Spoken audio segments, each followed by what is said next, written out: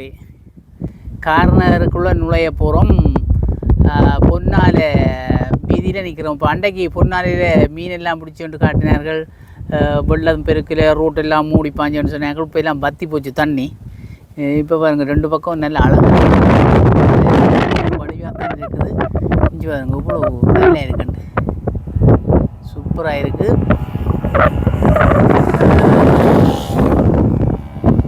போகுது பாருங்க, இப்படியே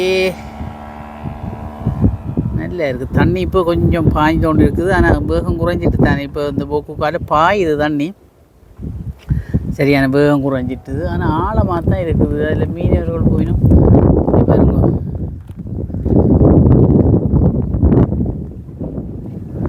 மீனவர்கள் போயிடும் பாருங்க பாருங்க.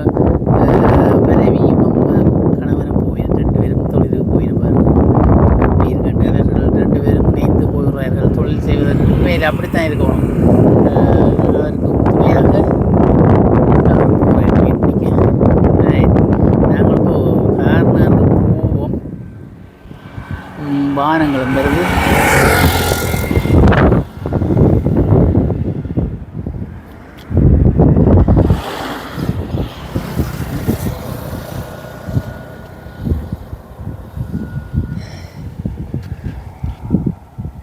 பொன்னால வெளியே பாருங்க. இப்போ இது இதால் துவங்கி இது பிய வந்து இது பொன்னால வெளிக்கால போய்த்தான் இப்படி கார்னர் போகுது. ஆனால் கார்னருக்கு நான் அன்றைக்கு போனேன்டே போக விரும்பினது காரணம் என்னென்னா, உண்மையாக கார்னர்ன்றே ஒரு அழகான ஒரு கிராமம், ஒரு அமைதியான கிராமம், மிகவும் அழகாக இருந்தது. அப்படி அழகாக இருந்தது. ஒரு என்ன சொல்கிறோம், எங்கள்கிட்ட நாட்டில் இந்த பிரச்சனைகள், இடப்பெயர்வுகள் இதுகள் வந்தாலும் உண்மையிலே அங்கங்கு எங்களுடைய மக்கள் எல்லாம் பிரிந்து சிதைந்து சிதறுண்டு போயிருக்கிறார்கள். அல்லாட்டி உண்மையிலே அந்த கார்னரை பார்த்த அன்றைக்கு ஒரு அழகிய அமைதியான கிராமமாக இருந்தது. ஏன்டா இந்த மக்கள் எல்லாம் அங்கால போட்டார்களே ரெண்டு கவலை மாதிரி வந்தது. என்னென்னு சொன்னால், கல்வி புலங்கள், பிள்ளைகளை படிப்பிக்கணும், பிள்ளைகளுக்கு நல்ல வழியை காட்டணும் கொண்டு இந்த கிராமப்புறங்கள் இது கஷ்டமாக இருக்குன்னு சொல்லி தான் இப்போ மக்கள் எல்லாம் அங்கால போயிட்டணும். ஆனால் உண்மையிலே அங்கே கார்னரில் எனக்கு பிரிப்பவனோட கார்னரில் கல்வியாளர்கள் கூட நிறைய படித்தவர்கள், வெளியில் பெரிய பெரிய உத்தியோகத்தில் இருக்கிறவர்கள் எல்லாம் இந்த கார்னரில் இருப்பவர்கள் தான். அப்படி ஒரு நல்லொரு கிராமம். மற்றது இந்த சமய ஆச்சாரங்களை கடைப்பிடிப்பவர்கள். இப்போவும் சமயங்கள் அந்த ஆச்சாரங்கள் எல்லாத்தையும் அடுக்கடுக்க அப்படி சொல்லுவார்கள். எங்கள்கிட்ட அங்கே எனக்கு தெரிஞ்ச இருக்கிற நண்பன் இருக்கிற இப்போ அவர்கிட்ட தான் போகிறேன். நான் அவர்கிட்ட போகத்தான் வந்தேன். நான் அவர்கிட்ட அப்பாவுக்கு இன்றைக்கு ஒரு அந்திரட்டி என்ற நாடி இன்றைக்கி அந்த அவருடைய அந்த அன்பில் இதையும் பார்த்து கொண்டு வரலாம்னு தான் வெளிக்கிட்டு நான். மிகவும் நல்ல ஆச்சாரம் பார்ப்பார்கள், சைவ ஆச்சாரம் பார்ப்பார்கள், அருமையாக இருக்கும். அந்த இறை உணர்வுகள், இறைவனை வணங்குகிற தன்மைகள் எல்லாம் அந்த சாஸ்திரங்களை எல்லாம் பின்பற்றுவார்கள். இப்போவும் பின்பற்றுற காலம்னு இருக்குது.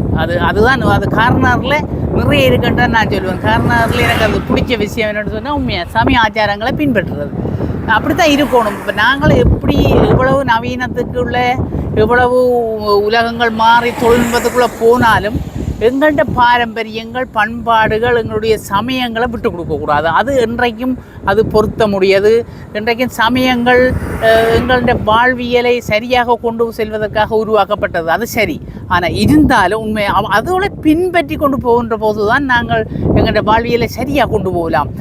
நாங்கள் புறப்பக்கம் நகரப்பக்கங்கள் போனோடனே இதோட பாரம்பரியங்கள், சமயங்கள், ஆச்சாரங்கள் எல்லாத்தையும் விட்டு அந்த நவீனத்துக்குள்ளே உள்ளறோம். நவீனத்துக்கு உள்ளறதால இன்றைக்கு எங்களுக்கு நவீனம் இருக்கணும் இல்லையென்று நான் சொல்லல. முன்னேற்றம்னு சொன்னால், உலக முன்னேற்றம்னு சொன்னால் அது அப்படியான விஷயங்கள் வேணும் தான். இருந்தாலும் எங்களுடைய அடிப்படை சமயங்கள், சமய ஆச்சாரங்கள், கலாச்சாரங்கள் அதோட பின்பற்றத்தானே வேணும்.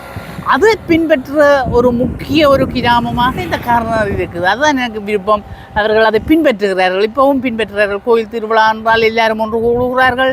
வெளிநாட்டில் இருக்கிற உறவுகள் கோயில் திருவிழா, ஈழத்து சிதம்பரம் என்று சொல்லி பெயர் பெற்ற சிதம்பரம் சிவபெருமான் அங்கே தான் இருக்கிறார். மற்ற அரச கோட்டைகள், பார்க்க வேண்டிய கோட்டைகள் எல்லாம் அங்கே இருக்குது. ஆகையினாலே அப்படியான ஒரு இடமாகத்தான் அந்த கார்னர் கொள்ளப்படுது. ஆகையினால அந்த இடத்துக்கு நாங்கள் போகிறோம். போய் உங்களுக்கு இது சும்மா நான் அறிமுகத்துக்காக தான் சொன்னேன். நான் அங்கே போய் பார்க்கக்கூடிய விஷயங்களையும் தான் பார்ப்போம். அதுவரை நன்றி.